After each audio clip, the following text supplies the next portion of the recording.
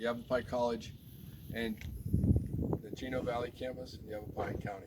We're part of the CDL program, Commercial Driver's License Program at the college.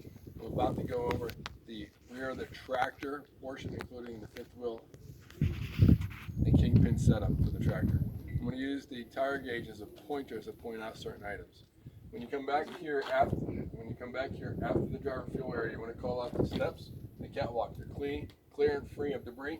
They're securely mounted. There is a battery situation up underneath the catwalk.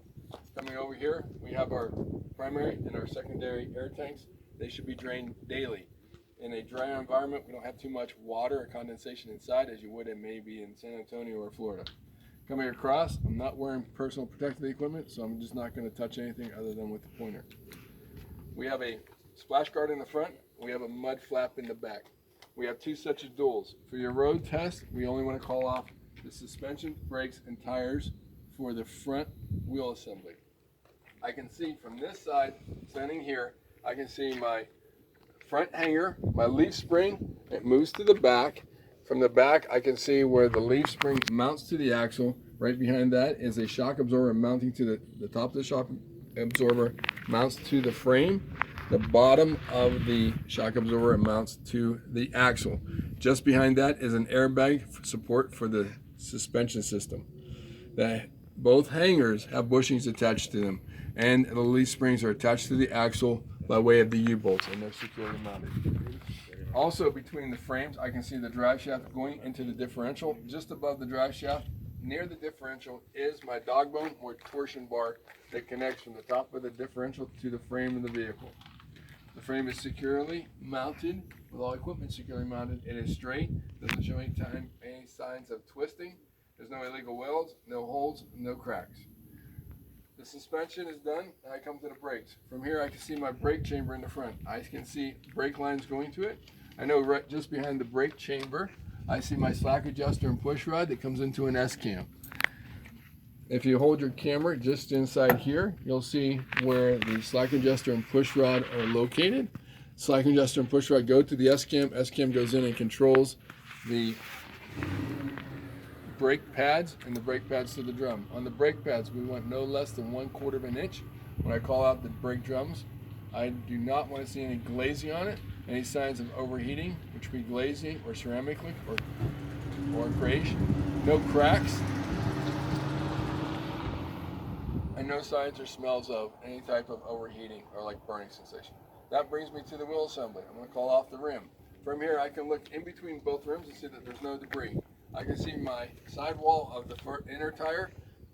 Looking at it, I'm looking for any abrasion, bulges, or cuts. There are none. I come across the top of the tire. Across the top of the tire, I want to see an even wear of the tread on both tires. I want to have at least 2 30-second tread depth. They can be retreads. They can be either radial or biply, but they cannot be a radial and a biply together. They have to be the same type together. On this side, I want to see even smoothness of the tire tread. I do not want to see any type of coning or cupping of the tire tread with signs of overinflation, underinflation. On the inside, I can see there's no abrasion, bulges, or cups. On the inner tire, I can see where the rims are attached together, and I can see the valve stem sticking out for a tire pressure gauge test. Both of my rims on this rented vehicle from Penske, they actually have I want to say it's a Teflon piece of plastic between the two rims to create and stop prevention of dissimilar metals. On the next, there's no debris inside. I want to see on the inside of the tire wall, no abrasion, bulges, or cups. On the outer tire, come across even tread wear, no less than 2 30-seconds. On the outside of the tire wall, no abrasion, bulges, or cuts. I have a good bead around the tire. The tire sits well on the rim. The rim has no signs of illegal welds, no cracks. I can identify it as either an aluminum or steel rim. I would check my lug nuts for any signs of looseness. Signs of looseness can be rust between the lug nut and the rim, or any type of metal shavings that form like a grayish drain off the threads. I come to my axle hub. I'm looking at my axle hub. I want to make sure that there's no grease or signs of leaking of the grease, and all of my hub nuts are tight and fastened. I have a valve stem here. I can check tire pressure. My tire pressure, for your road test, you don't need to do it, but for my tire pressure should be all the same at 109, or the manufacturer or employer's recommended specifications. At that point, I would inspect this wheel assembly the same way I inspected that wheel assembly on the front. Coming over here, I want to now go and inspect the fifth wheel system. I will talk about part of the trailer. Kneeling down slightly, I have an apron, a piece of metal attached to the trailer. Between the apron and the fifth wheel plate, there should be no gap, no light in between on level ground. There is a kingpin that comes from the apron straight down, in which the fifth wheel slides into. I'll look back in a moment to ensure that the locking jaw has locked around the kingpin in the back side, and I use a flashlight for that. My fifth wheel plate, it does rotate up and down on these pins. It will rotate up and down as needed. It's attached to the pins and hardware present. My locking handle, the locking jaw in the back, is locked and secure. My fifth wheel plate does move back and forth on a sliding plate. The pins are locked in place on the sliding plate, and the fifth wheel sliding plate is attached to the frame with its brackets, and all hardware is present. No signs of looseness, no cracks, no illegal welds, and no breaks. And on the front, I do have a hydraulic assist system to release the locking jaws of fifth wheel, and also to release the pins to move the fifth wheel forward and back to adjust my weight or my load. You can notice the frame, and here's a front piece of the rear suspension system for that wheel assembly. So next, I'll go into the back and just check my locking jaws, make sure the locking jaw is behind the kingpin. In the back, you can see the locking jaw does cross across the kingpin. You can see the kingpin and the locking jaw in the back.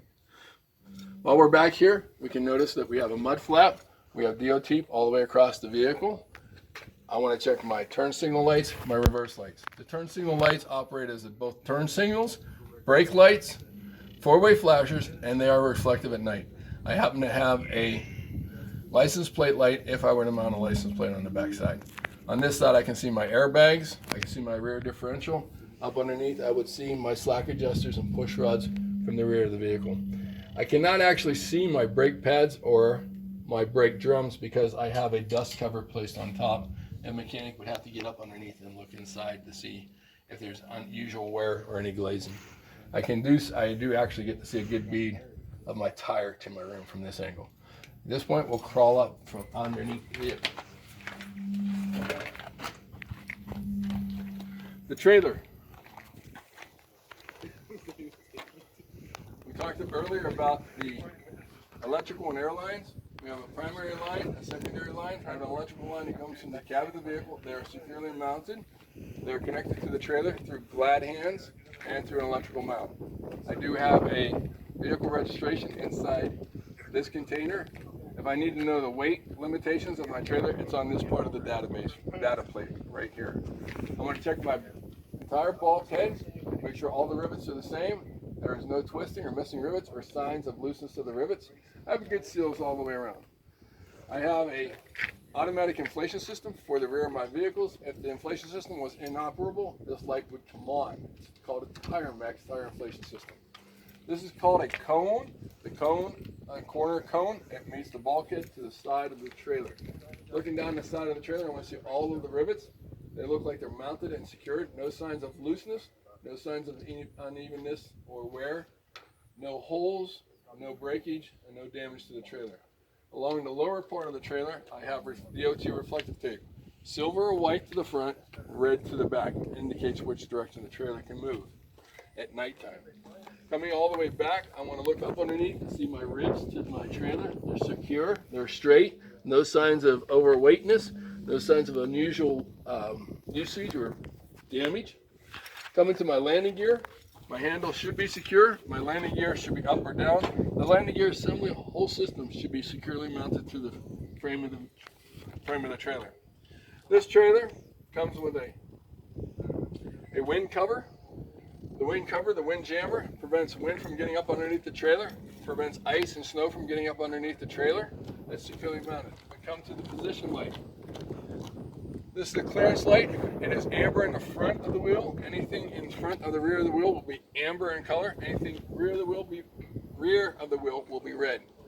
This light works as a turn signal, a four-way light, a position light, and also a reflector. Oftentimes we may see an additional light on the top of the trailer at the top. Again, the operator can replace this light bulb. Coming all the way to the back, this wheel assembly does move forward and back. When I'm checking the forward and back of the wheel, I want to make sure that my pin is locked in the off position. My pins are located and they're locked in their current positions and does not allow the wheel assembly to move forward and back on the frame. I can look underneath here and see my air lines. They're securely mounted, they're not hanging, there's no signs of air coming out of them, no signs of leakage, and they're not chafing against the tires or the ground. The frame assembly on the trailer and the wheel assembly is attached to the frame. This suspension system is not a leaf spring, but rather an airbag supported with a steel bar, and it does have a shock absorber on the inside. Moving from my suspension to my brakes, I do see brake chambers. See the brake chambers, I see my air lines. I see a slack adjuster and push rod, no more than 1 inch of play when the brakes are released and the wheels are chocked. You can see easily the slack adjuster and push rod. They go over to an S-cam. The S-cam moves the brake shoes or brake pads to your brake drums. They do have dust covers, so I would have to crawl up underneath there to see the brake pads. I want to inspect the brake pads to ensure they have no less than 1/4 inch of thickness. See the brake drums, that they're not grayish, no ceramic color. They're not glazed as if they were overheated. That is my suspension, brakes. Now we go to the tire. It is a dual tire system, just like in the front with the tractor. I'll start with the inside. I'll look inside for my tire to meet with the rim and have a good bead from the tire to the rim. From that piece, I come across the tread. I want to see 2/32 of tread. I can, again, like the tractor, rear tires have retread. The front steer tires cannot be retread. 2/32 tread, even wear across, no signs of cupping, no signs of coning, no grooves, no tread falling off. I can have 2 biply or 2 radial. I can't have a radial biply.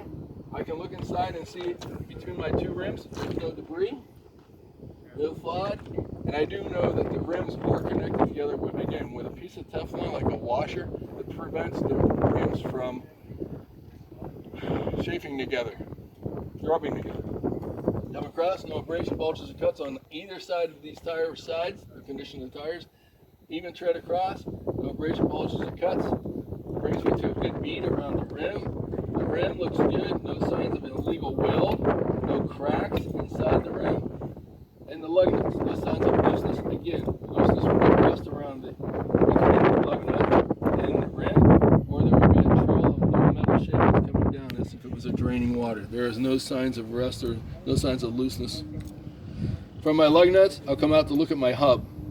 This is my hub seal on this particular wheel.